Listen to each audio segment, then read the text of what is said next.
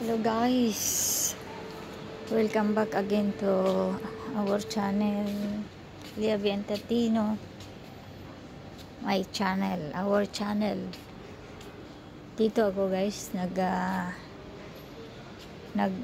window shopping lang guys. Ito mga mamahal, itong tindahan na to, kung halimbawa merong ikakasal, magpunta lang sila dito, magsulat ang tawag noon. Kasi dito tawag nito, practical na sila guys. Pera halimbawa yung may ikakasal, no, dito sila sa tindahan na to, kung sinong magregalo guys, punta lang dito, magsilik ng regalo. Ayun, hindi naman madouble guys, kasi may lista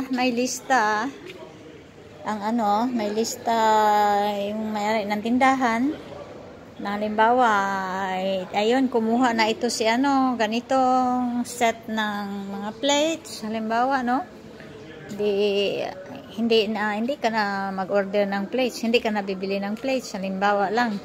Halimbawa, mayroong nakapili na nitong set ng kusina, ang tawag noon, yung mga kaldero ba, ganyan. Tsaka marami silang dyan guys, marami, mamahalin yung tinda nila. Yun lang, pang regalo sa kasal ang mga mamahalin.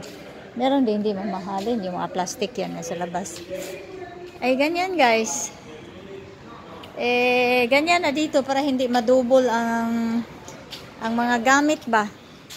Hindi pwedeng magregalo ka ng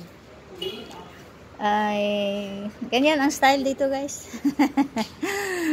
Tapos pera din regalo guys. Halimbawa magsabi sila na pera ang gusto nila.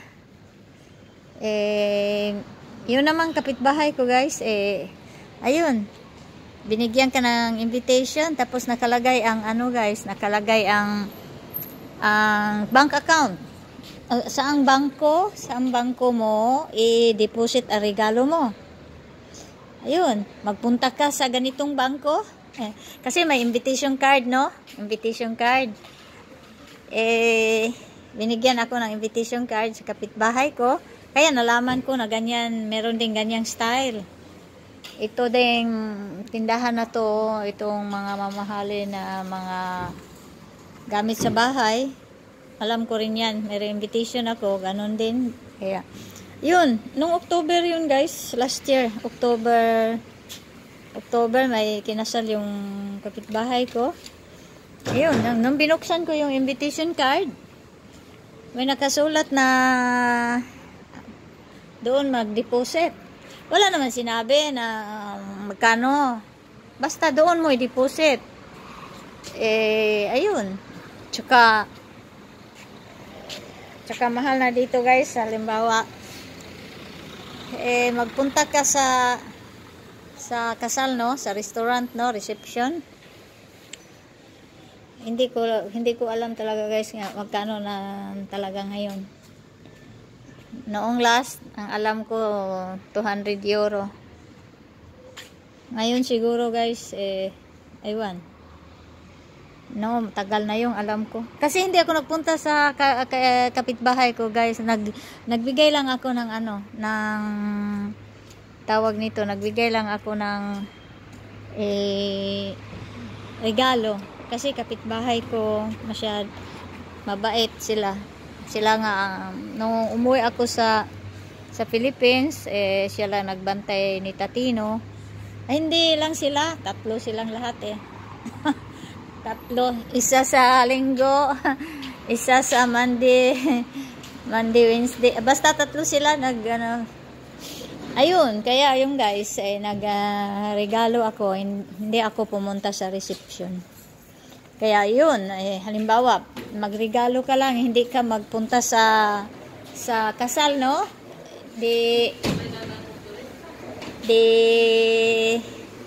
Ito close. Tira si Prigia Dominica Preto. Bakit ganyan? Close sila. Sa umaga lang sila mag-ano. Ano yan guys? Magazine stand. Yun guys. Pag hindi ka magpunta sa reception sa kasal, sa restaurant, ano yun? Makasave sila, no? Diba? Kasi pag nagpunta ka sa restaurant, kakain ka, meron ding ano. Makasave sila ng ganyan. Kaya hindi na ako nagpunta guys, at saka ako na ngayon. Ako lang mag-isa. Ang kikilala ko lang, sila lang dalawa. Ay, nako, wag na. Wag na. Wag na. Ayan guys, dito, ito, ano to, parang kwartire. Ano ba yun sa English? Kwartire, oy.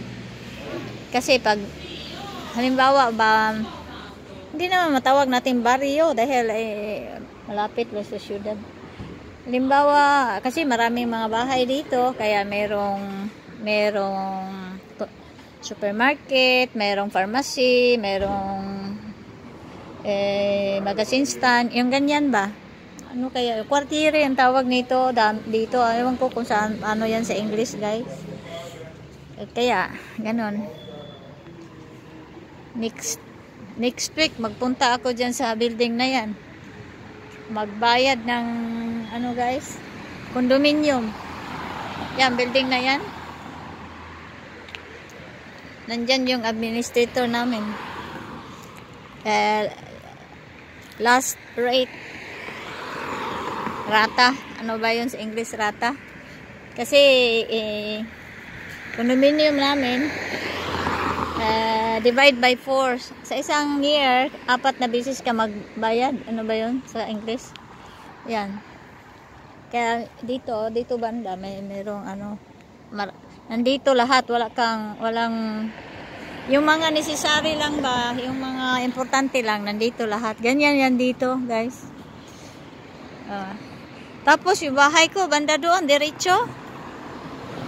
Doon lang, malapit lang ito. May pinuntahan ako dyan sa ano, tungkol naman sa health benefits. Ayan.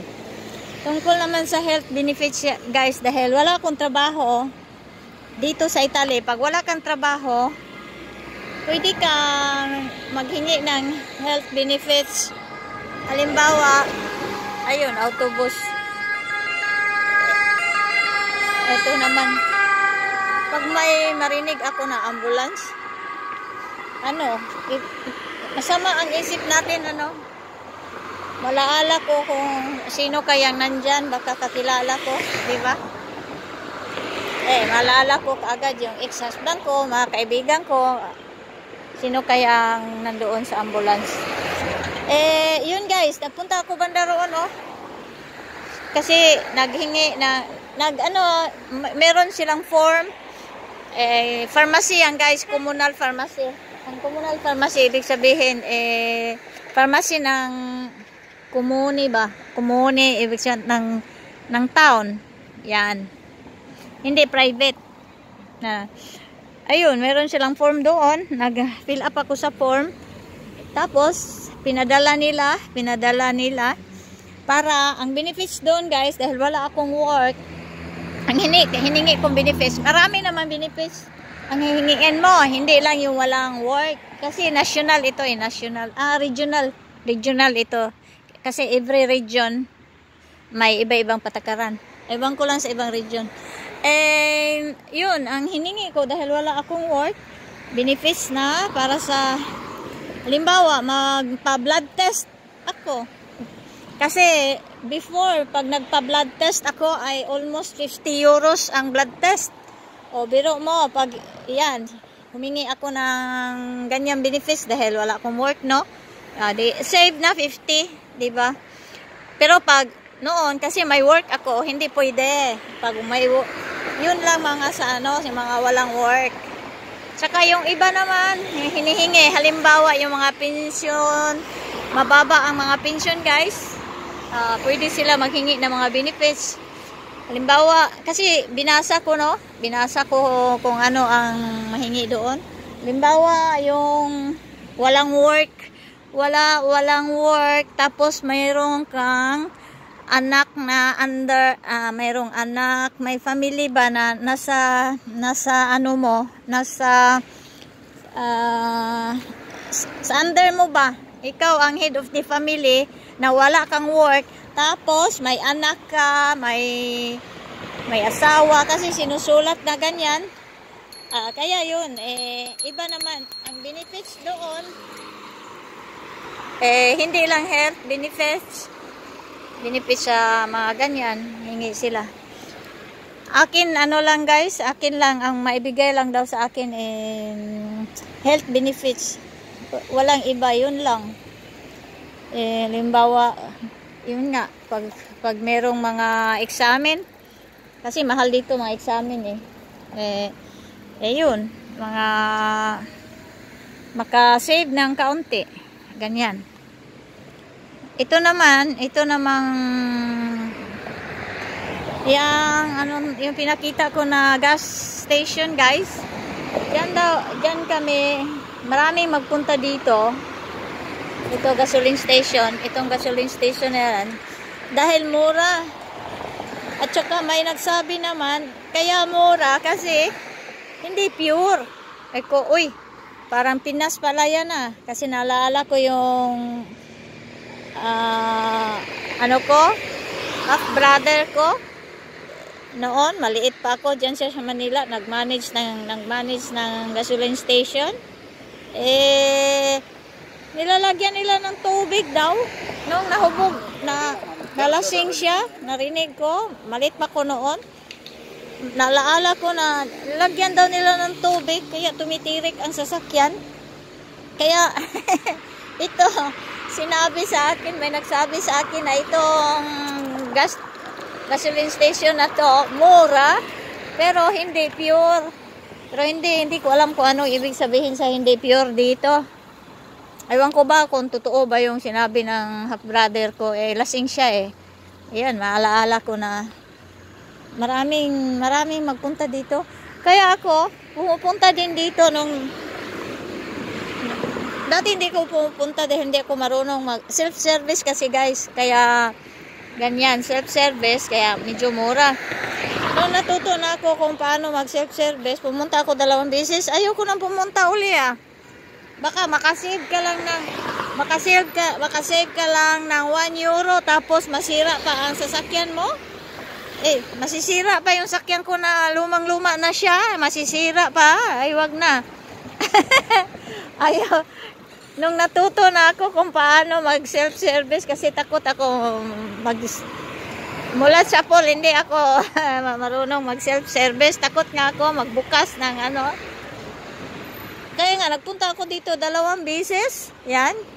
2 beses ako nagpunta kasi natuto nga, may nagturo sa akin. Sabi, ganyan, magpunta ka kasi makasave ka, ganyan. Ay, hindi na ako magpunta guys. Kasi naalala ko yung sinabi ng half brother ko.